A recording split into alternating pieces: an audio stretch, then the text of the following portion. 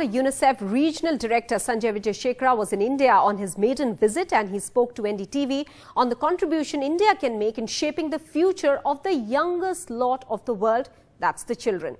Many thanks for speaking with NDTV, Sanjay Wijesekera. First of all, I want to ask you the assessment of the UNICEF specifically on education of children and how it has been impacted in after COVID. So 1 year on, what are we seeing?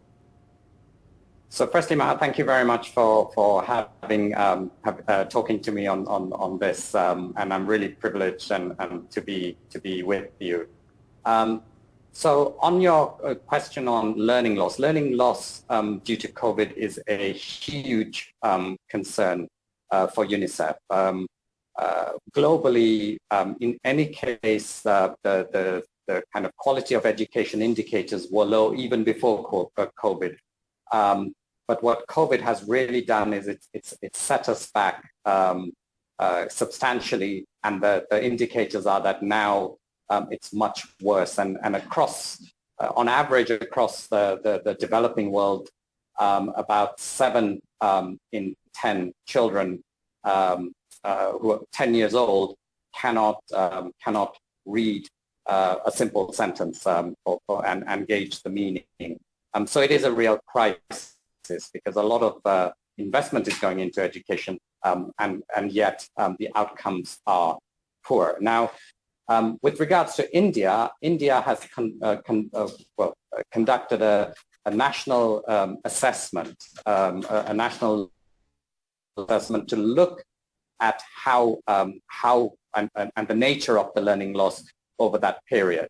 And what then that has enabled India to do is to put in place a number of measures, both around the foundational learning, the kind of reading, numeracy, the kind of basic building blocks, but also through the new national education policy to put in place measures to make sure that learning addresses better the kind of outcomes that are needed to succeed in life and in employment. So making sure that the learning is improved in terms of the student and the learner being ready for the world of employment. So the assessment was important. Okay. It identified the areas that needed focus, and then there's action is being taken,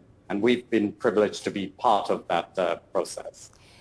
Sanjay Wijesekera, talking about India, this is the year of India's G20 presidency. What are the UNICEF's expectations of taking up the cause of the children, the future of the world at that platform?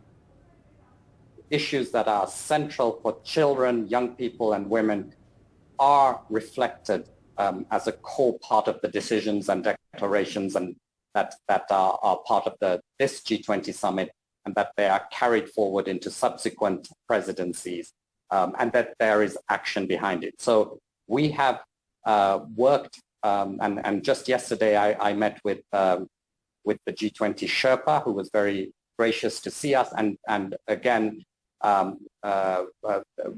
we put on the table, and I know India's presidency is very keen on putting on the table issues related to health, maternal, newborn child health, with particularly around tangible things that can be done, around digital innovations and how India has leveraged that to achieve results for children around immunization and children's health. So making sure that there's very firm decision-making around that, and then subsequent action. But we also have very strong markers, or working with the presidency to put very strong markers around foundational learning, what we were talking about a bit earlier, that every child should be able to read and write and have basic numeracy at the age of 10, as well as around climate action.